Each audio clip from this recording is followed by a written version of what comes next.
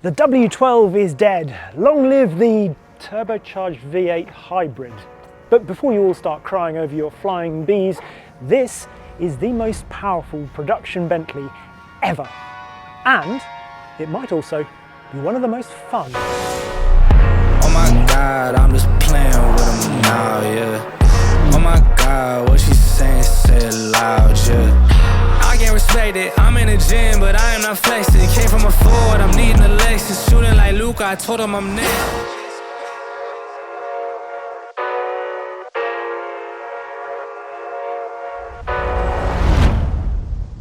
If this film heats your seat or quilts your leather, then do please think about joining the Hagerty Drivers Club. You get an award-winning magazine and myriad other benefits. To find out more, just click on the link below.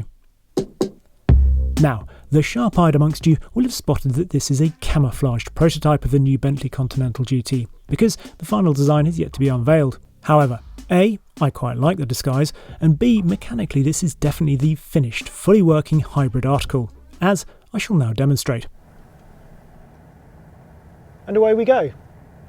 Silently, because obviously this can run on battery power alone.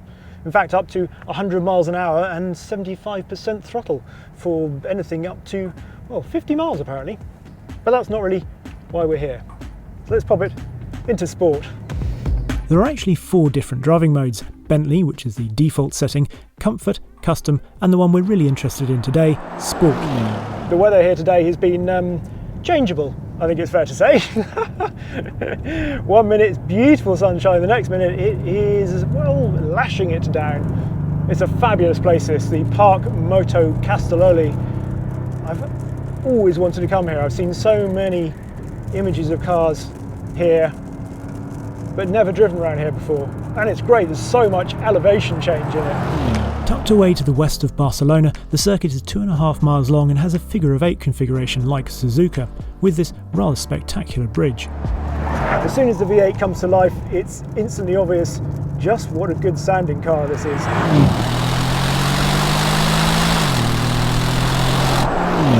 The disguise that this car is in is all to do with sound waves, and you can see why they've made a thing of it.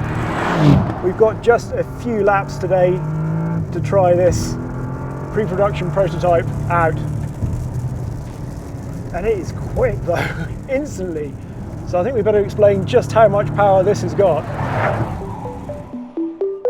This is obviously the GTC or convertible version, which is being launched at the same time as the regular hardtop, but underneath is exactly the same. So in the old W12, you had 649 brake horsepower. That is now up to 771 brake horsepower as a total system output.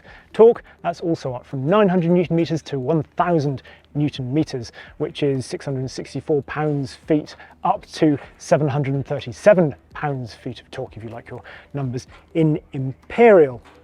How is that divvied up? Well, up the front we have a turbocharged V8. Very familiar, you might think, but it is a new engine.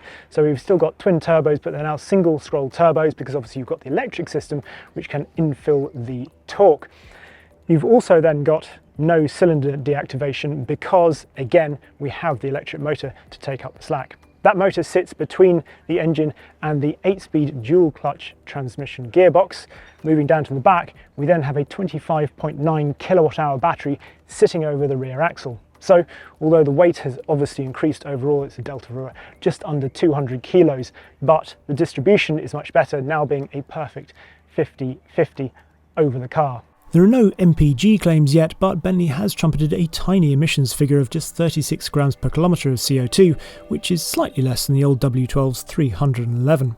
If you want to charge the battery in this new hybrid, then you have 2 options: either park up and plug in, or you can use the V8 to charge on the go. And if you're curious about the individual numbers for the powertrain, well, the 4-litre V8 produces 591 brake horsepower and 590 pounds-feet of torque, while the E-motor, or E-machine as Bentley calls it, can summon 188 bhp and 332 pounds-feet. Performance? Well, the old W12, 3.6 to 62 miles an hour, this 3.3, and flat out, it'll do an identical 208 miles an hour. Of course, all that power and straight line speed does need some controlling. So in this car we have all the systems really. So we've got power going to all four wheels, we've got an e-diff, we've got four-wheel steering as well. We've also got a 48 volt anti-roll system and new twin valve dampers, which are from ZF. These new dampers on the air suspension have reportedly allowed the engineers even greater breadth, particularly at the comfort end of the spectrum, and have been hailed as a massive improvement. Noticeable on a circuit? Well, it did deal very deftly with the nasty braking bumps on the big downhill stop into turn 6.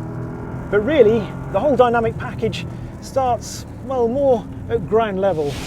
Black, round, and so Pirelli on the side. So Juha Kankkunen quote for you. But it really does all start with these tyres, because as much as new dampers and extra power might grab the headlines, ultimately this is the point of contact. This is where all the dynamics in the car have to stem from, and there is quite a significant change in the tyre for this latest Continental GT.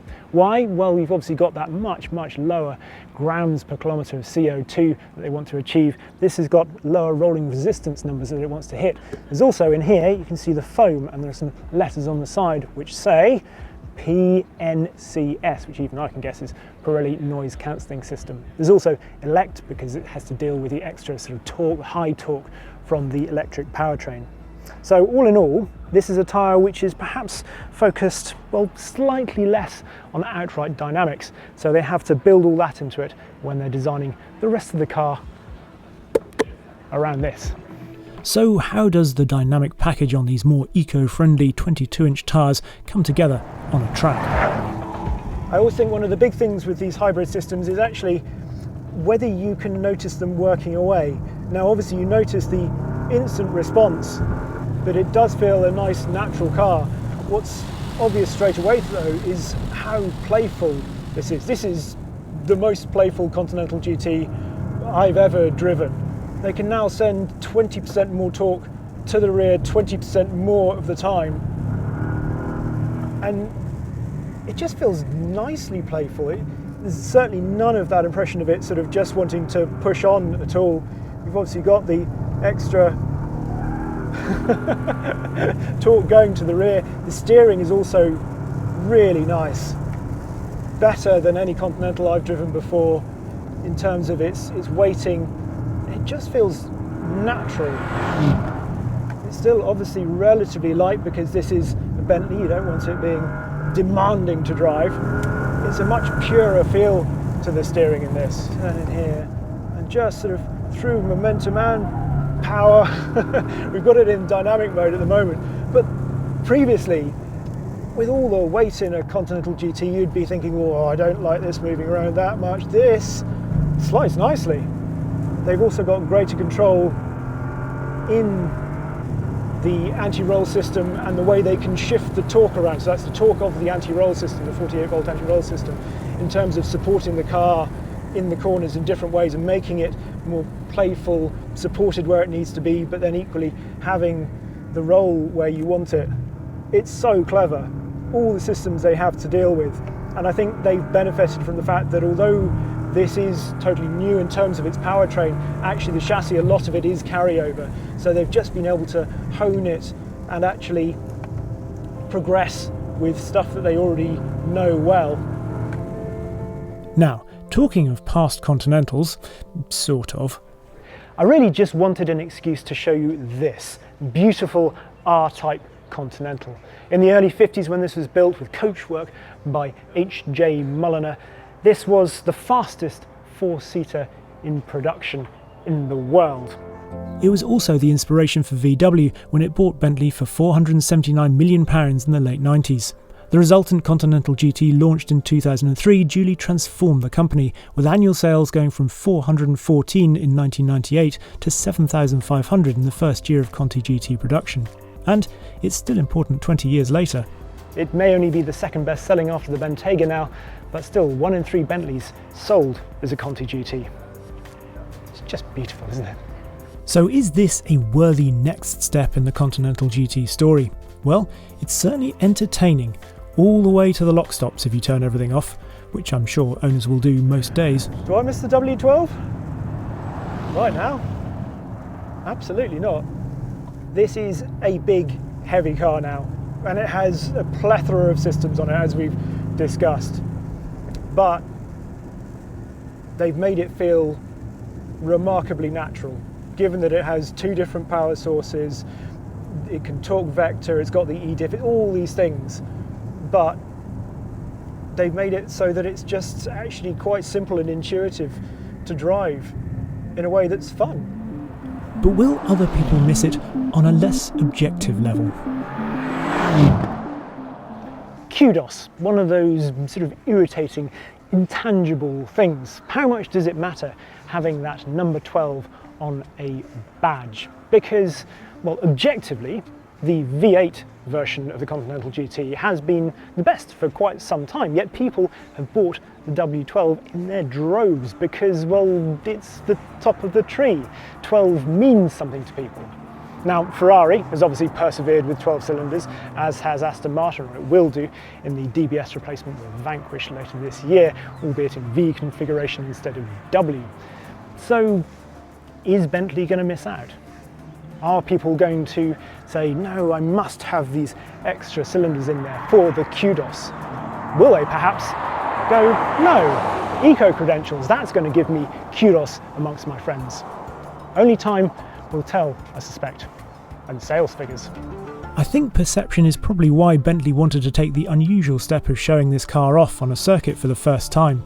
We all know new Continental GTs won't be rocking up to track day pit lanes across the globe, but this environment focuses the story on the most powerful ever headline of this new hybrid, rather than the more worthy economy or refinement elements. Power is the bit that brings kudos and glamour to this drivetrain, although it was the better balanced chassis compared to the W12 that actually impressed me more. Of course, all this might be a mere sidebar in a few weeks. People might just fall in love with the looks when they're revealed, and not even care what's under the bonnet.